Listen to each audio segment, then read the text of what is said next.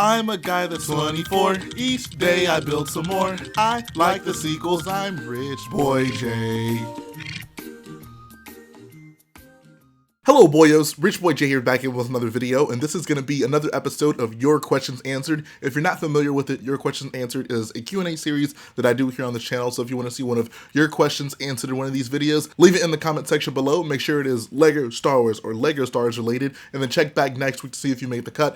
Also, I wanted to mention that if you guys haven't already entered it, make sure you go ahead and enter the giveaway that I'm doing on my channel. If you look up the video on my channel, it's literally called Giveaway Time. You have until I guess basically tomorrow at noon, Saturday at noon, so make sure you go ahead and get entered for that. I'm giving away a pretty cool book, so check out the video if you want to learn more about that. But let's jump right into the video. First question comes from Bricktorian Guard. He says, have you watched the 2003 Clone Wars series, and would you like to see more sets from it? Anakin's custom Jedi Starfighter is the only one so far.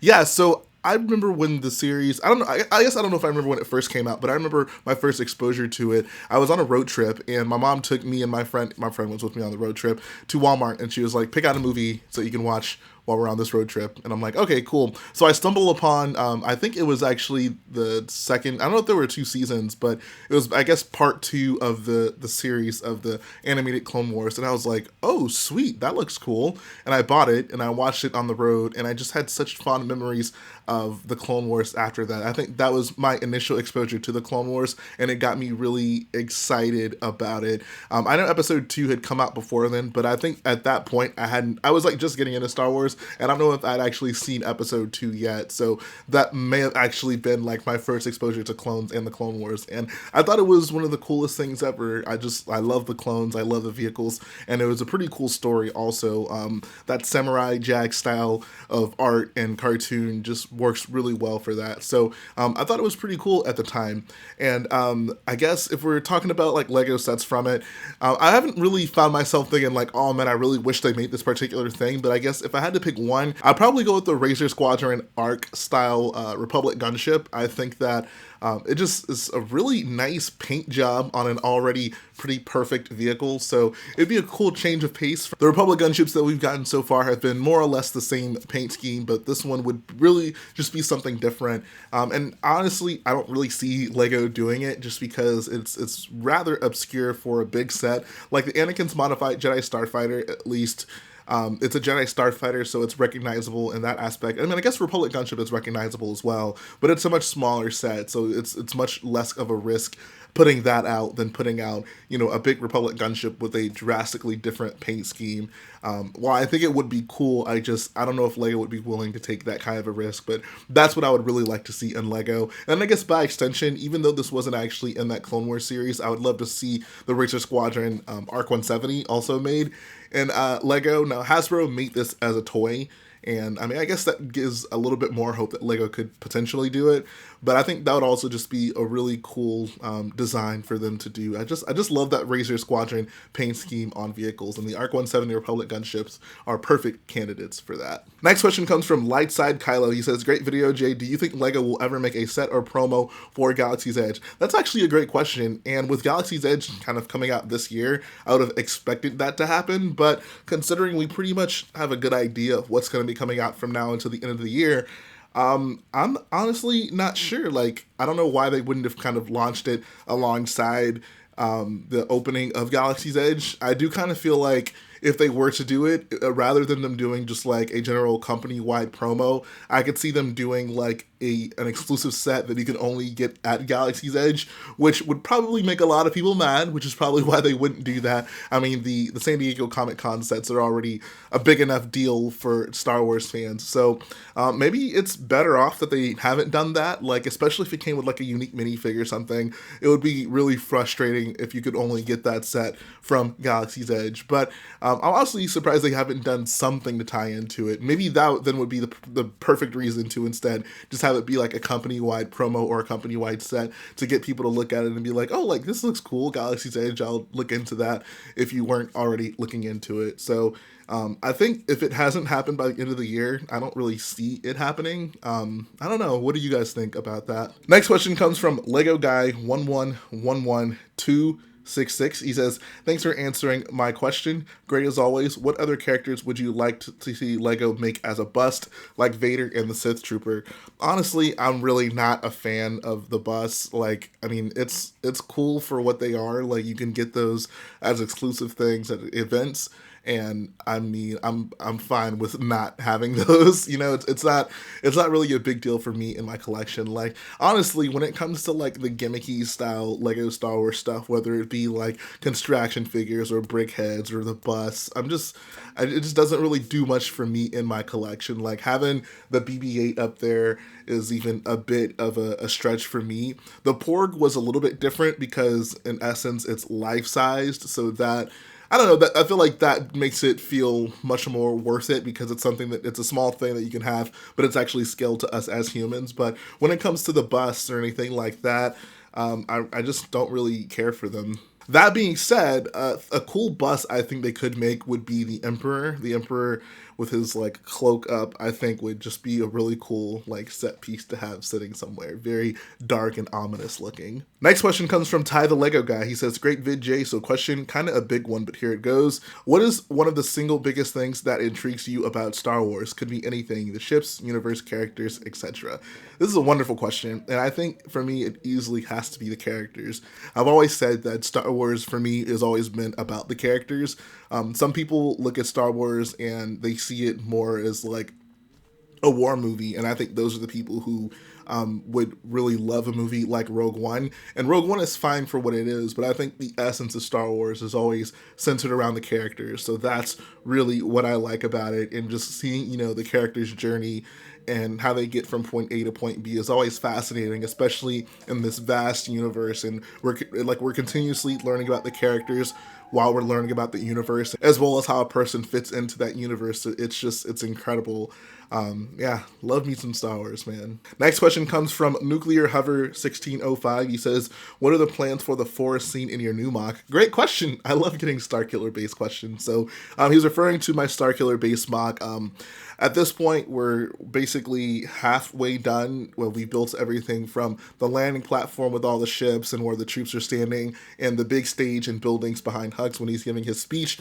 But on the other half of the mock, it's basically going to be the interior of the base, as well as the oscillator building, the trench that leads up to that, as well as the forest area where Kylo and Rey have their showdown. As for my plans for this, I've invested in a lot of tree limb elements, which at this point, I'm honestly not sure how much of them I'm going to actually be able to use. Like, I think there are probably a lot of big trees that still have leaves on them, but for the most part, surrounding the characters, most of the trees are dead. So it'll be a lot of like branches and tree trunks and just trees without leaves kind of hanging around. One of the biggest things I actually have sitting right here is, I've shown this off before, but basically I got someone to rig up some custom Rey and Kylo Ren LED lightsabers, so those will definitely be getting used. It's actually not supposed to be flickering, I just have a loose connection right now, but it'll be fine whenever I actually get it connected to the mock. Other than that, I really just want to have a lot of like snow and rock work and just, you know, like just make it look very dynamic in that area. Because like while Kylo is chasing Rey, they're going through a bunch of like branches and such, and like there's lots of rock formations kind of in the area. So I really like to make it nice and detailed, and then of course ultimately include the scene where they're separated by the ground moving apart. Now this could be motorized, it might not be motorized, but we'll see if we can do something cool with that. Next question comes from Playmation Shorts. He says, can you adopt me so we can build mocks together? Absolutely. Send me your paperwork and we can move things into motion. I would love to do that. This is actually the person who made the Cult Like Hoth music video, so show some love to Playmation. If you haven't seen the Cult Like Hoth music video, definitely check it out. It's certainly worth the watch. Next question comes from Yoron Shunug. I really hope I pronounced that correctly. But he says, have you ever considered buying Hot Toys Star Wars figures? Hot Toys Star Wars figures are insane. They look incredible. They're so realistic. I've gotten the chance to see a few of them in person, and I would love to have them. They'd be a great addition to my collection, as Grievous might say. The only issue is, one, the money. Like, I already spend so much on Lego. It would be so difficult to justify spending hundreds of dollars on single figures, even though I think it's worth it. It's not really part of my budget at this point. And two, I wouldn't have anywhere to put them. I actually have a bunch of these 6-inch Star Wars Black Series figures, and they're all in a box right now because I have nowhere to display them. And I would hate to give Hot Toys action figures the box treatment. So at this point, I'm not buying them, but I guess whenever maybe I'm in a different situation and I have even more space to devote to hobby stuff, I would love to have some of those Hot Toys figures. One of my good friends who really got me into like getting Star Wars action figures in general has now started getting the Hot Toys figures, and he loves them. He's always shooting me pictures of his collection, and it just looks so good. Final question comes from Han Solo. Here's a good question. What's the deal with the UCS Red 5 X-Wing from 2013? On the box, it had the Death Star 2, which I presume is depicting the Battle of Endor, but Luke wasn't Red 5 for that battle. That's a wonderful question. Yeah, that is weird to think about. So, I mean, I would assume there was a Red 5 in that battle. It wasn't Luke, so it makes sense for the ship to be there. But R2-D2 is sitting in like the droid slot, which heavily implies that like this is supposed to be Luke's X-Wing. And I feel like LEGO can time to time make mistakes like this. Maybe they just thought the Battle of Endor was a cool looking backdrop, so that's why they did that. But this made me want to talk about a bigger point, and that is like box art goof ups on LEGO's behalf when it comes to Star Wars. A few of the ones that I can remember just off the top of my head is whenever they released the First Order Star Destroyer polybag, on the background of that, there was the Death Star, which is of course just some stock background that they used, but it was just kind of funny, like, they messed up that bad. Like, at least with the Death Star 2 and X-Wings from the Imperial era, like, those kind of belong together. The First Order Star Destroyer obviously belongs nowhere near the Death Star.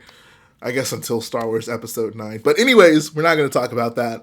Another one that I can think of is on the box of the First Order AT-M6. In the background, they have Imperial AT-ATs walking, and you can tell because it looks exactly like the Lego set of the AT-AT, which, once again, somewhat makes sense because there were AT-AT walkers there, but they weren't Imperial AT-AT walkers. So on one hand, I can understand they want to make the scene look somewhat more realistic in the background, so just throw some AT-ATs back there, no one's really going to notice. But it is very clearly not the First Order AT-AT. But those are just a couple I can think of off the top of my head, but I would love to use this to facilitate a discussion in the comment section. What are some of the box art mess-ups that you guys have noticed when it comes to LEGO Star Wars? Not just like, oh, this figure is supposed to have a gun and it doesn't have a gun, but actually like canonical box art screw-ups. I would love to see if there are some that I haven't even heard of. So post those in the comment section below. I would love to get a chance to read through those. And that's going to finish up the video today, guys. I hope you enjoyed listening to these questions. Thanks to everyone who submitted questions. And of course, submit your own questions and then check back next week to see if they'll be in the video. If you guys like what I do, go ahead and support the video by hitting the like button, support the channel by smashing that subscribe button. And I'll be back again very soon.